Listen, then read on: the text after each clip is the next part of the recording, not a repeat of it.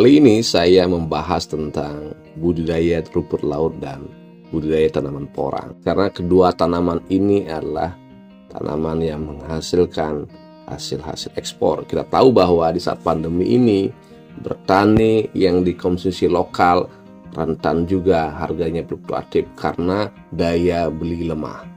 Nah, sedangkan tanaman porang dan rumput laut harganya relatif stabil karena dia adalah produk-produk ekspor selain lokal.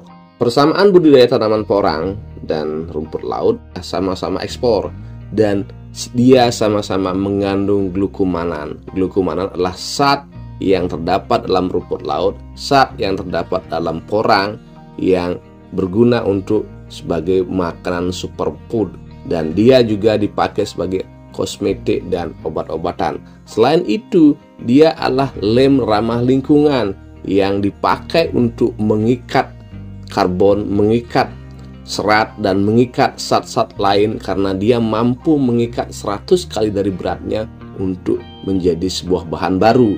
Nah, misalnya fiber pesawat terbang. Artinya rumput laut dan tanaman porang menghasilkan glukomanan. Ia adalah barang yang sama-sama untuk bahan-bahan yang dibutuhkan dunia. Nah, sehingga pasarnya unlimited. Yang kedua, tanaman porang dan rumput laut memiliki keunggulan bisa dikeringkan. Nah, rumput laut misalnya setelah dia panen, dia akan keringkan, dia jemur, kemudian akan dikirim ke pengepul, pengepul akan mengirim ke pabrik, pabrik akan mengolahnya menjadi tepung. Nah, demikian juga porang. Porang umbinya dari petani akan dijemur, sebelumnya diiris-iris, kemudian dijadikan tepung, akan dikirim ekspor. Artinya kalau kita bicara pasca panen, baik tanaman porang maupun rumput laut, ia mudah diolah, mudah diawetkan, mudah dikeringkan. Yang ketiga, tanaman porang dan tanaman rumput laut adalah tanaman yang bisa dikategorikan tanaman yang gampang dibudidayakan. Rumput laut dibudidayakan di pesisir tanpa memberikan pupuk, dia akan berkembang dengan sendirinya. Porang pun demikian, dia hanya menggunakan pupuk kandang organik, artinya dia ramah lingkungan. Tanaman porang ini misalnya bisa dibudidayakan di mana saja dan sangat gampang kalau kita tahu ilmunya tentunya. Kemudian rumput laut pun begitu, dia mudah sehingga generasi muda bisa melakukan ini. Kita bicara perbedaannya. Nah, ini perbedaannya tentunya satu adalah tanaman porang ini dia memiliki lahan hidup atau habitat. Nah, habitat itu maksudnya tanaman porang hidup di 0 sampai 1500.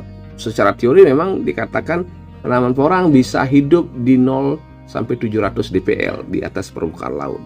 Tetapi faktanya di atas 1000 pun seperti di kita amani, porang masih bisa hidup. Tentunya rentan terhadap kena jamur. Nah, ini yang perlu diantisipasi. Yang kedua, suhunya suhu tropis. Dia berkisar di 25 derajat Celcius sampai di angka 32 derajat Celcius. Yang ketiga, dia bisa di bawah naungan dan di lahan terbuka, dan dia bisa melindungi dirinya. Dia mempunyai proteksi alami. Karena apa? Dia mengandung oksalat. Nah, kemudian kalau kita bicara masalah habitat secara spesifik, rumput laut bisa hidup di kedalaman air 1 sampai 30 cm. Kecepatan arus 20 sampai 40 meter per menit. Jauh dari muara sungai, tidak mengandung lumpur dan airnya jernih. Nah, kemudian suhu air berkisar 27 sampai 28 derajat Celcius. Salinitas berkisar 30 sampai 37 part per thousand, arti per seribunya ini. pH-nya 6,5 sampai 8,5. Artinya dia berkisar di pH yang netral. Nah, kemudian bagaimana harganya? Pemasarannya bagaimana? Rumput laut dan tanaman porang. Rumput laut kita tahu bahwa sekarang di tingkat petani rumput laut berkisar, yang kartoni tentunya, itu berkisar 15.000 per kilogram. Nah, sedangkan kalau kita lihat tanaman porang, Linus sapida juga tumbuh dengan baik, bahkan dia adalah termasuk tumbuhan endemik, tumbuhan asli yang ada di Linus sapida.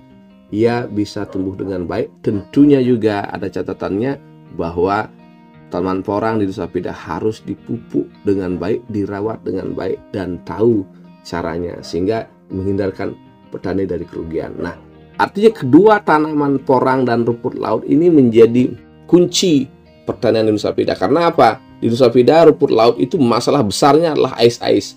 Ice itu penyakit yang menyerang ujung rumput laut, talusnya berwarna putih, kemudian dia akan merambat ke cabang dan batang lainnya, akhirnya menjadikan rumput laut menjadi air dan hilang. Sedangkan di darat, pertanian Nusa Penida diserang oleh kera.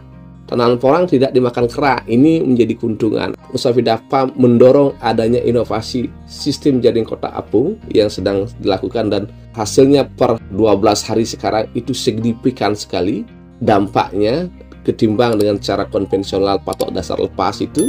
Kemudian di darat, kera sudah bisa ditanggulangi dengan berbudidaya tanaman porang yang juga diinisiasi oleh Nusa Penida Farm. Nah, demikian ulasan kita kali ini tentang tanaman porang dan rumput laut. Mudah-mudahan Nusa Penida sebagai suatu kepulauan, lautnya bisa menghasilkan rumput laut yang dengan kualitas yang baik sehingga mendorong kesejahteraan petani yang ada di pesisir. Demikian juga porang akan memberikan dampak signifikan terhadap budidaya masyarakat yang ada di daratan Nusa Penida. Kalau Anda berkenan, klik like, komen, dan jangan lupa subscribe.